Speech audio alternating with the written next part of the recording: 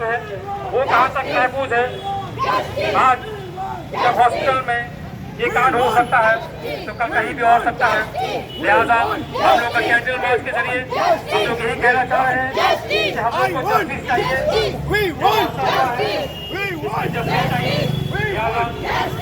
हम लोग candle march में हमारी बहनें शामिल हुई है। बहुत बड़ी আপনারা আমাদের থেকে সবথেকে ভালো জানেন যারা 24 ঘন্টা খবর রাখেন বৃহত্তমার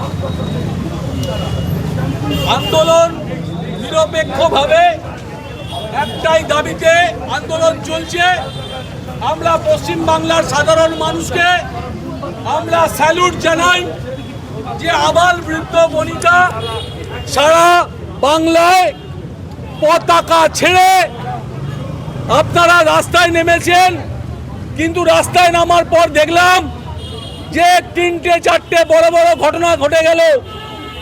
গতকাল কলকাতার প্রিয় ছিল ফুটবল খেলা, যাদের মোহনবাগান ইস্ট বেঙ্গলের খেলা, যে খেলা বাতিল করে দিল। কারণটা এখনো জানতে পারল না কলকাতার মানুষ যে খেলা বাতিল করলো যে কারণে। কিন্তু তার থেকে বেশি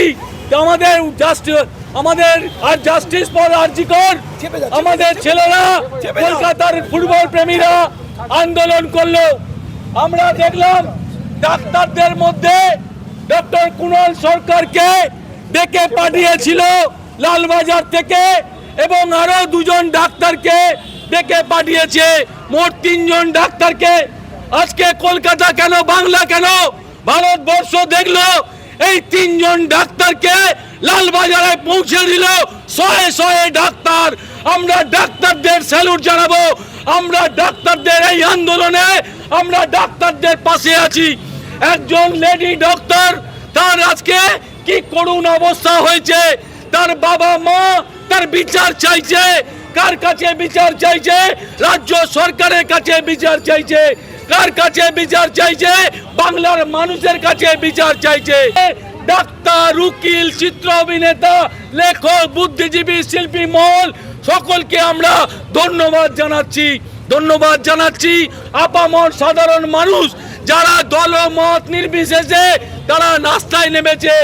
তাদের একটাই দাবি, তাদের জাস্টিস চাই, তাদের জাস্টিস ফর আরজি কর চাই। কিন্তু আমরা বলতে চাই যে 42 জন ডাক্তারকে প্রতিহিংসামূলক তাদেরকে ট্রান্সফার করে দেওয়া হয়েছিল। কিন্তু তার পরক্ষণে নিজেদের ভুল বুঝতে পেরেছে। এখন সরকার কে চালাচ্ছে বুঝতে পারছি না। সকালবেলা একটা সিদ্ধান্ত নেওয়া হচ্ছে, বিকেলবেলা সিদ্ধান্ত প্রত্যাহার হয়ে যাচ্ছে। ডাক্তারদের বদলি একটা সিদ্ধান্ত যেটা সরকারের বিরুদ্ধে, সাধারণ মানুষ এর বিরুদ্ধে ক্ষোভে ফুঁসছে। আজকে ডাক্তারদের ডেকে পাঠানো হয়েছে। ডাক্তারদের ডেকে পাঠিয়ে থানায় লালবাজারে নিয়ে গিয়ে তাদেরকে ভাবমূর্তি কালিমা লিপ্ত করার চেষ্টা হয়েছে।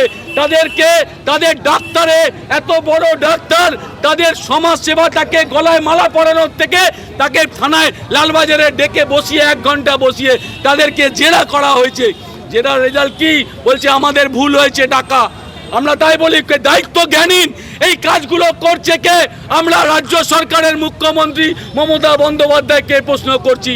ডুরান্ড কাপ ফাইনাল যে খেলা, ফুটবল খেলা, কলকাতার মানুষ পাগল। গ্যালারিতে বড়জোর আমরা পোস্টার, আমাদের সমর্থকরা খেলা ফুটবল প্রিয় প্রেমীরা পোস্টার তুলে বলতো জাস্টিস ফর আরজি কর।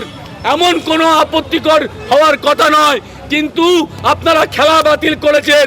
খেলা বাতিল করে রেজাল্ট কি হয় কলকাতার মানুষ কালকে সর লেগে দেখিয়ে দিল। আজকে মোহনবাগান সমর্থক, ইস্ট বেঙ্গল সমর্থক এবং মোহামেডান সমর্থক, 3টে সমর্থকরা একাকার মিলে হয়ে গেল, কালকে বাইপাস দখল করে নিল। আমরা সোলে এখানকার ডাক্তারবাবুরা অবস্থান করছেন।